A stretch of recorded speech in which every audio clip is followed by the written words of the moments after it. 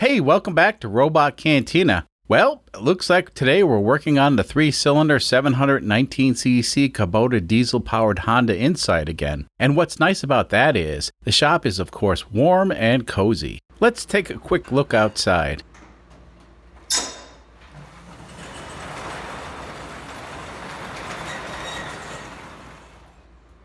Yeah, the snow is a bit of a problem, especially since here in Kansas they ain't never heard of a snowplow, and all the back roads are a bit treacherous. I'm sure we'll get a good patch of weather soon, and all the streets will be clear of debris, and we can do some more testing on the 670cc Predator-powered 1969 Renault 10. Until then, we'll try to get this K-swapped Honda Insight back on the road, and hopefully by the end of the week, enough of the snow will be gone and we just may be able to take the Honda out for a quick spin.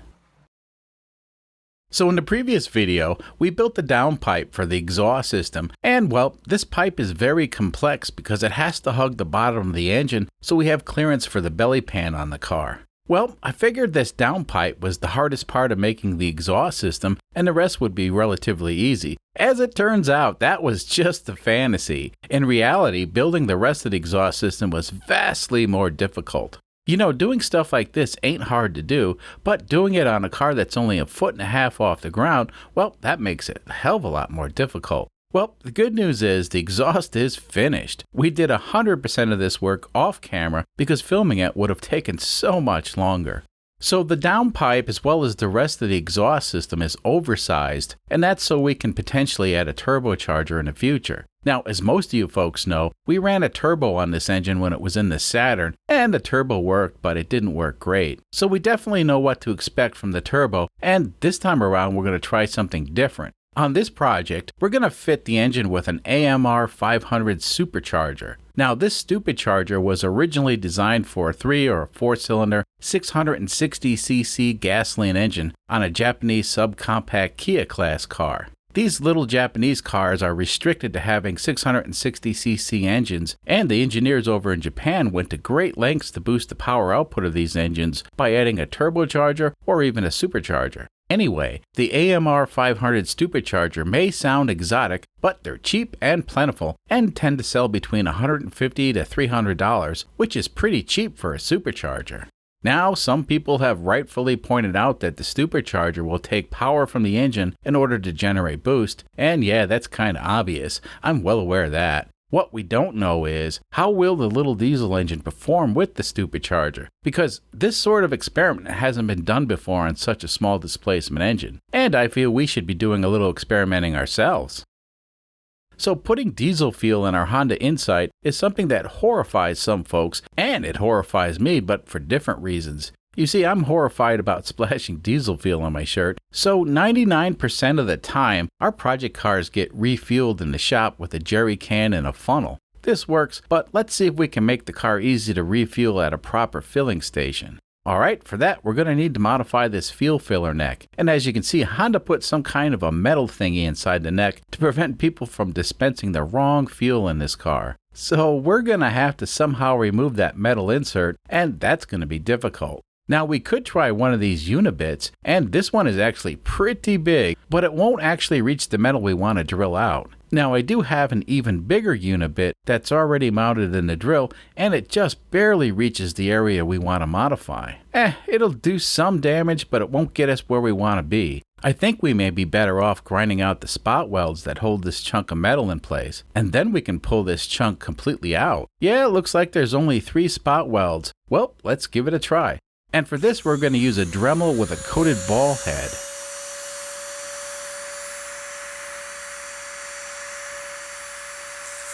Sort of reminds me of a recent visit I had at the dentist's office.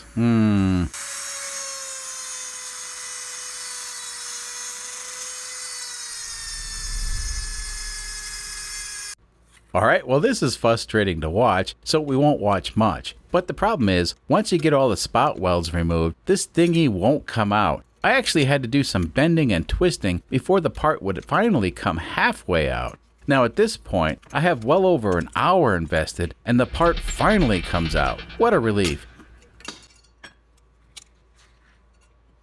So yeah, this little chunk is mashed up pretty good. I reckon Honda really didn't want this piece of metal to come out. So the inside of the filler neck looks fine, and we somehow managed not to grind totally through the walls. Let me clean this out and then we can put it back on the car. Well, alright, now we can put fuel in the car. Of course, if we were at the filling station, this would be a lot easier, but for now we'll use the funnel and the jerry can. A few moments later.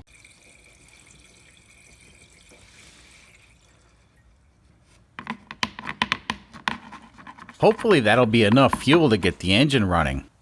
Now, in the previous video, I mentioned that the mechanical fuel pump that we're using doesn't have good reviews on Amazon, and someone suggested that the problem may be that the lever on the pump's being pushed too hard and we should try using 2 gaskets. The theory is this will place the pump a little bit further away from the engine block and reduce the movement of the lever and put less stress on the diaphragm. Well, it can't hurt, so we'll give it a shot. The rest of the fuel system's pretty simple. We put the main fuel filter and water separator on a bracket and then tucked it up against the firewall. Now, there's plenty of room to service it, and it's completely out of the way. So as you may expect, the entire fuel system needs to be purged of air, and this can actually take forever if we just crank the engine over and let the mechanical fuel pump do all the work. So in order to purge the fuel lines, we're using this gizmo, and it actually works pretty good. It only took a few minutes of hand pumping to get the fuel from the tank and through all the filters. And at this point, I think we can plug this fuel line into the injector pump and start the engine. Now keep in mind, the injector pump is already purged of air from the last time we ran the engine. The only issue we have right now is I'm too lazy to connect the glow plugs, so we're going to do a cold start without glow plugs, and that's not a problem for this little engine.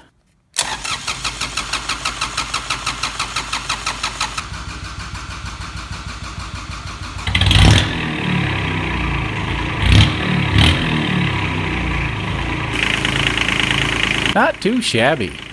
You know, with the mechanical fuel pump and the fact that this car has a manual transmission, we don't actually need any electricity to start and run this engine. I mean, if the battery were dead, well, the car could be push started, and once the diesel engine's running, well, it doesn't need any electrical power to stay running. You know, it's fascinating, in this age of computers and whatnot, that this car can be driven without a battery or any sort of electrical power whatsoever. You know, this is the exact opposite of an electric vehicle, if you think about it.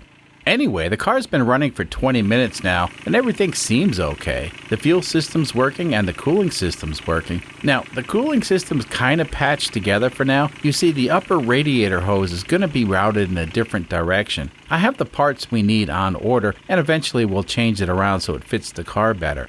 Now, the exhaust system, on the other hand, well, it's working, but it doesn't have a muffler on it yet, and we may or may not put one on the car. Normally, I prefer quiet over loud, but given this engine is naturally noisy, I'm not sure a muffler would make a difference as far as driver comfort. Now, I'm sure I'd have a different attitude if the car was driven in a more urban area, but out here in rural Kansas, this car sounds about the same as everything else. Well, almost. You see, no one is really sure what a snowplow sounds like because they're as rare as unicorns. I reckon we should take the car out for a quick spin. Well, it's Saturday morning and this video has to get uploaded in a few hours. We finally got a break in the weather, and right now it's a bit cold and damp, but otherwise perfect weather for a quick drive. Let's go inside and get this show on the road.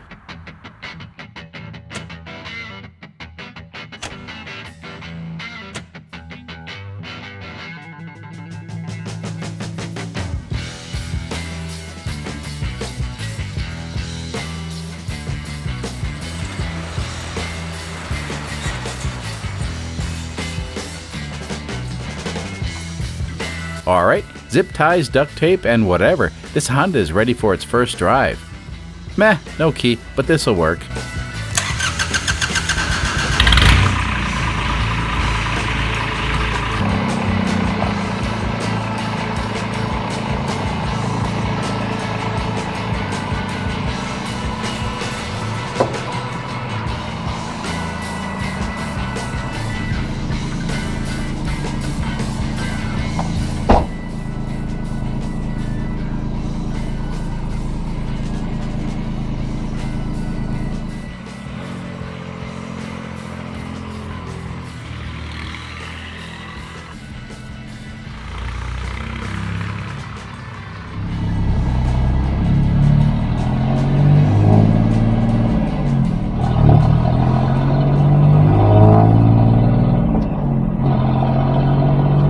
Okay, well, right away I can tell you this car's gonna need a muffler. I think most of you would agree, and if you don't, well, that's too bad. You know, this car is a lot louder than what it actually sounds like on video. Other than the sound, the car feels terrific. I mean, the clutch, the pressure plate, the flywheel, they're virtually brand new with only a few thousand miles on them. Anyway, with the modified hydraulic clutch linkage, the clutch feels really light and requires zero effort. It's kinda nice. The close ratio Saturn MP3 transmission that we decided to use feels like a perfect match for the little engine. Now, when we had this gearbox in the Saturn Coupe, we were able to see a top speed in excess of 75 miles per hour. So, this transmission has the right ratios on the bottom end and enough of an overdrive for highway speeds. Of course, that was in the Saturn, and in this car we should expect even better results. Now, this car has 180,000 miles on the chassis, but you wouldn't know it. Everything feels tight, and actually the car feels very light on its feet. So the engine is still tuned for the turbocharger, and of course there ain't a turbo or supercharger yet. However, around town the car feels completely normal. I reckon with a proper muffler this car would be a pleasure to drive. Now keep in mind, this ain't no Cadillac, and these Honda Insights have a reputation of being uncomfortable, but given the experience I have with other questionable cars, this one feels perfect.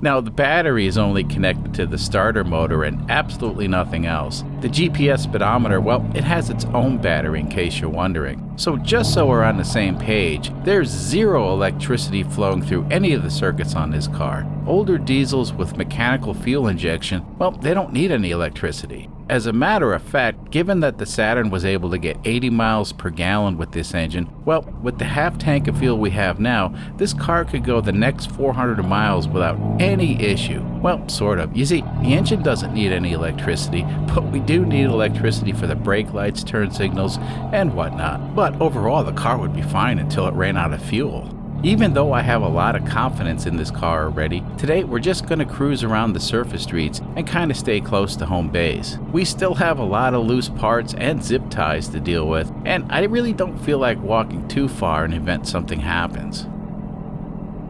So the throttle on this engine is still controlled by the governor, and the last time we fiddled with the governor, we set it to 4,000 RPM, which is perfectly safe for this engine. Now, removing the governor completely is something I've considered, but that ain't easy and it requires disassembling the front of the engine. I don't know, the governor seems fine for now. I'll shut up for a few moments and we can just enjoy the ride.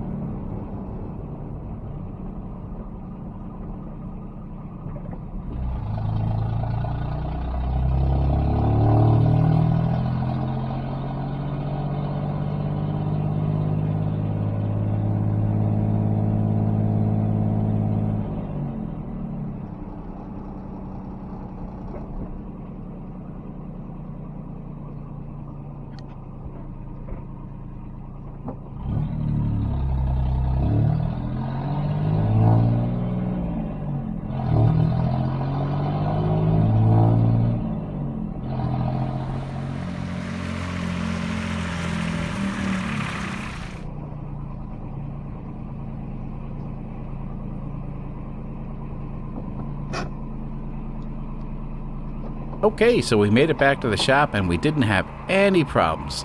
Let's take a quick look at the engine.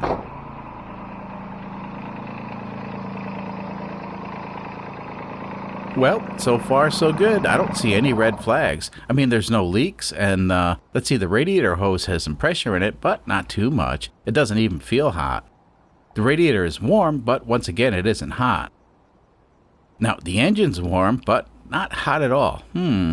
So the car runs and drives, but it's far from being done. I kind of had a goal to make this car roadworthy by December, and I don't know, it ain't exactly roadworthy, but it can be driven, so I'm going to say we are close enough. Now, I have a bunch of stuff to do, and I think this is a good time to end the video, so until next time.